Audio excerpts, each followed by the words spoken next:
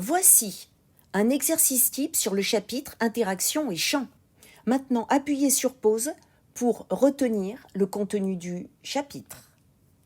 Imaginons un exercice où vous avez deux particules alpha, l'une à côté de l'autre, et on veut savoir quelle est la force, donc l'interaction primordiale. Est-ce que c'est la force d'interaction gravitationnelle ou est-ce que c'est la force électrostatique? Bon, pour cela, notons d'abord déjà ce que nous dit l'énoncé. On vous dit qu'on parle donc d'une particule ou d'un noyau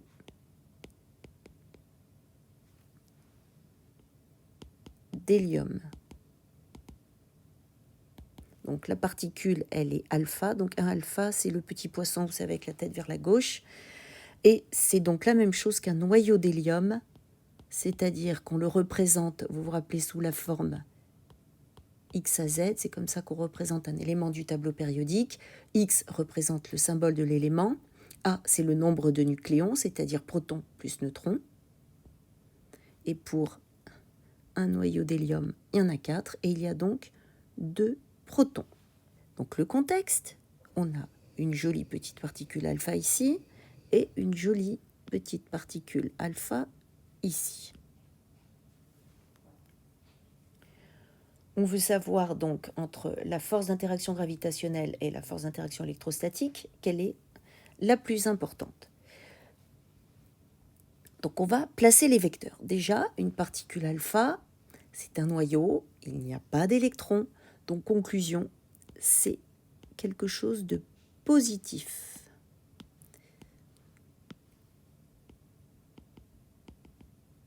Donc ça veut dire que les particules sont de même signe, on va marquer un plus ici. Donc la force d'interaction électrostatique va être représentée par deux vecteurs de même direction, mais de sens opposé. On va donc les appeler ici. Donc c'est FE de la particule. Alors là, je vais l'appeler alpha A et alpha B, bien que ce soit les mêmes, mais c'est pour être sûr de bien distinguer de qui on parle. Donc ici, c'est la force. Donc c'est la particule qui exerce la particule alpha B sur alpha A. C'est un vecteur, on met une flèche. Ici, ça sera donc l'inverse, c'est-à-dire l'interaction exercée par alpha A sur alpha B. Maintenant, on passe à la force d'interaction gravitationnelle. Elle est toujours attractive, quoi qu'il arrive. On le note ici.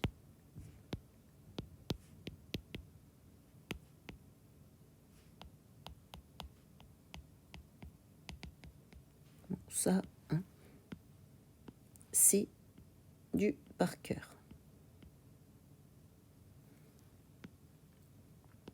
Maintenant, plaçons les vecteurs. Donc, elles sont attractives. Donc, on va avoir les deux.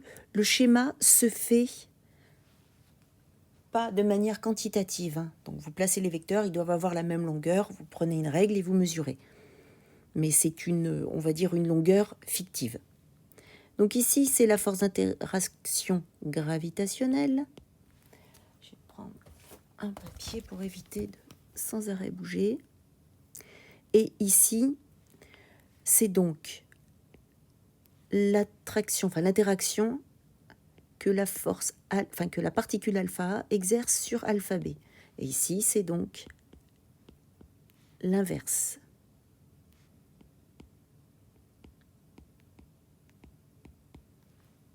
On vient, sans le savoir, de répondre à la question petit 1. Maintenant, occupons-nous de la question petit 2.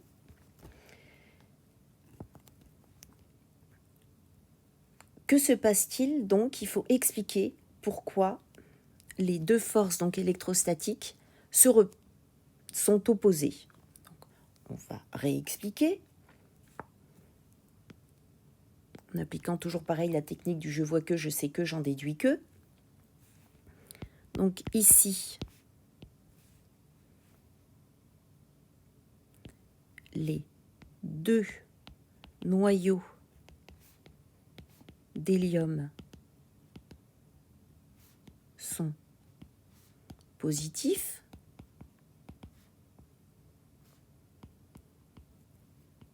cela signifie qu'ils n'ont pas d'électrons, ce sont des noyaux.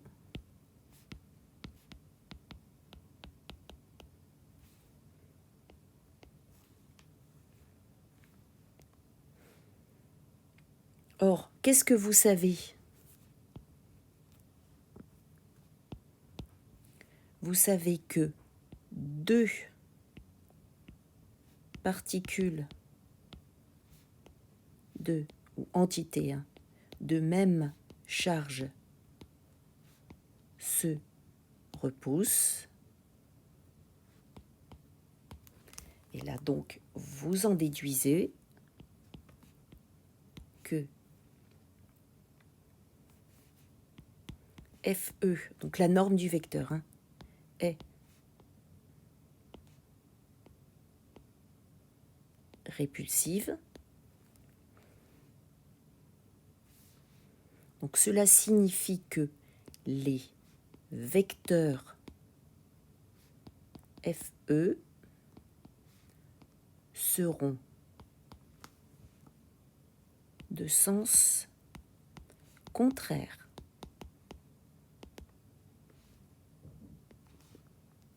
Et là, vous retrouvez bien le raisonnement. Le je vois que, le je sais que et le j'en déduis que. Bon, maintenant, on s'occupe de la dernière question. Il faut comparer ces deux interactions. Donc, refaisons un petit bilan. On parle d'un noyau d'hélium. Qu'est-ce qu'il y a dans un noyau d'hélium? Il y a donc, puisqu'on l'écrit, He, 4 et 2. 4 et donc nucléons et 2 protons. Qui dit 2 protons dit aussi donc 2 neutrons, puisque 2 plus 2 ça fait 4, et ce 4 correspond bien au nombre de nucléons. Maintenant, on a besoin de connaître la masse d'un noyau d'hélium pour l'interaction gravitationnelle et la charge d'un noyau d'hélium, d'une particule alpha, donc, pour calculer l'interaction électrostatique. Donc, la masse de notre noyau d'hélium. Donc, la particule alpha, elle est constituée de la masse de 2 protons plus la masse de 2 neutrons. Alors, on verra que, comme on va nous donner que 2 chiffres significatifs, on utilisera, c'est pas 1,673, etc., parce qu'au bout d'un moment, les chiffres sont différents. On pourra se permettre de marquer 1,7 10 puissance moins 27 kg.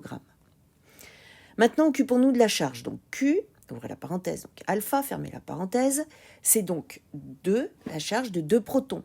Or, la charge d'un proton, c'est la charge élémentaire, c'est le fameux 1,6 10 puissance moins 19 coulombs.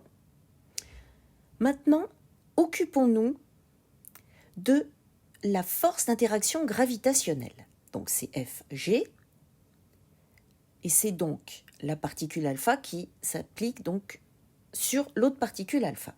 On récite, donc c'est grand G, la constante de gravitation, multipliée par 2 fois la masse d'un proton plus 2 fois la masse d'un neutron. Mais comme on multiplie encore par la même chose, parce que ça c'est qu'une particule alpha, on met au carré. On divise maintenant par d au carré, la distance entre les deux particules, qui, comme par hasard, ne nous est pas donnée dans l'énoncé. Maintenant, on s'occupe de calculer la force d'interaction. Donc la force, après la force d'interaction gravitationnelle, la force électrostatique, donc Fe, entre ces deux particules, on calcule la norme. Donc en maths, il y aurait 2 traits, le F avec la flèche et encore les 2 traits. Donc ces cas, on récite, c'est bien 2E, la charge d'une particule alpha, multipliée par la charge de l'autre particule alpha, et divisé par d au carré. Attention, j'ai marqué K, mais vous savez que c'est égal à 1 sur 4 pi epsilon 0. Ce sont de toute façon toutes des constantes, donc on sera obligé de vous les donner. Maintenant, il va falloir les comparer. Quand vous devez comparer 2 grandeurs, vous divisez l'une par l'autre. Donc nous, c'est 2 forces. Alors vous pouvez très bien diviser Fg par Fe ou Fe par Fg. Et en fonction du résultat, vous saurez s'il y a, la plupart du temps, vous allez trouver une puissance de 10 On vous demande souvent juste un ordre de grandeur. Donc dans ces cas-là, c'est la puissance de 10 augmentée d'1 si jamais vous êtes au-dessus de 5 en notation scientifique. Donc là, on va faire la force d'interaction donc électrostatique par rapport à la force d'interaction gravitationnelle. Donc ça fait bien K multiplié par 4. 2 au carré, ça fait 4. Voilà, E au carré divisé par D au carré. Et on va donc diviser par l'inverse de la force d'interaction gravitationnelle. On divise, donc on multiplie par l'inverse. Donc c'est D au carré qui va se retrouver au numérateur, ce qui va être pratique, puisque d'un côté, pour la force d'interaction électrostatique, il est au dénominateur, de l'autre côté, D au carré se retrouve au numérateur, donc on va pouvoir simplifier. Et on réécrit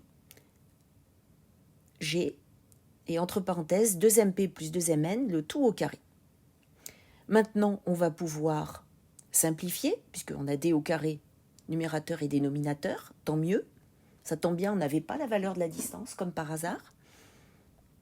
Et là, maintenant, on va pouvoir calculer le rapport. Donc, on va simplifier au maximum pour se faciliter la vie. Donc, c'est FE, on réécrit de alpha sur alpha, et FG de alpha sur alpha. Égale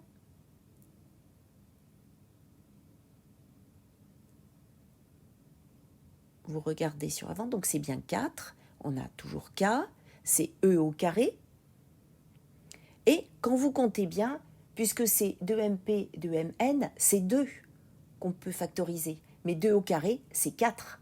Par contre, on aura mp plus mn. Voilà. Maintenant, on remplace par les chiffres, c'est-à-dire c'est l'heure de l'application numérique. 9,0 10 puissance 9, on multiplie par E au carré, donc 1,6 10 puissance moins 19, le taux au carré, la charge élémentaire, et on divise par la constante de gravitation, 6,67 10 puissance moins 11. Et ici, comme je vous l'ai expliqué tout à l'heure, MP, on va prendre 1,7, c'est 1,67 pour la masse du proton, et ce sont les chiffres après ce 1,67 qui différencient la masse du proton de celle du neutron. Or, nous, on n'a que deux chiffres significatifs, donc on va garder le 1,7, 10 puissance moins 27 kg. Donc, il ne faut pas oublier donc, de mettre la parenthèse, déjà de multiplier par 2, parce que c'est MP plus MN, donc du coup, c'est 2 fois, et le tout au carré. Qu'est-ce qu'il reste?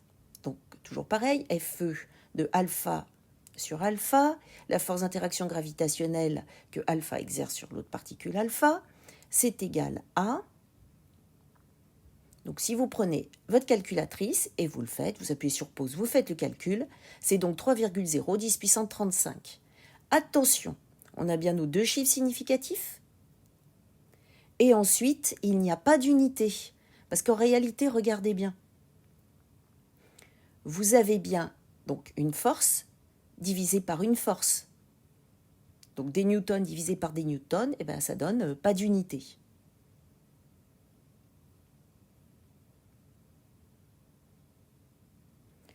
Et on peut donc en conclure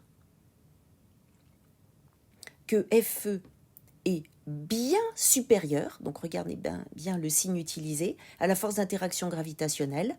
Ça veut dire que FE est prépondérante, ou si vous préférez que FG est négligeable. Et c'est normal parce que ce sont des particules. Et voilà, l'exercice est fini. N'oubliez pas de bien connaître vos relations littérales, les unités, vous savez qu'il y a des constantes, et vous appliquez bien la méthode. À bientôt!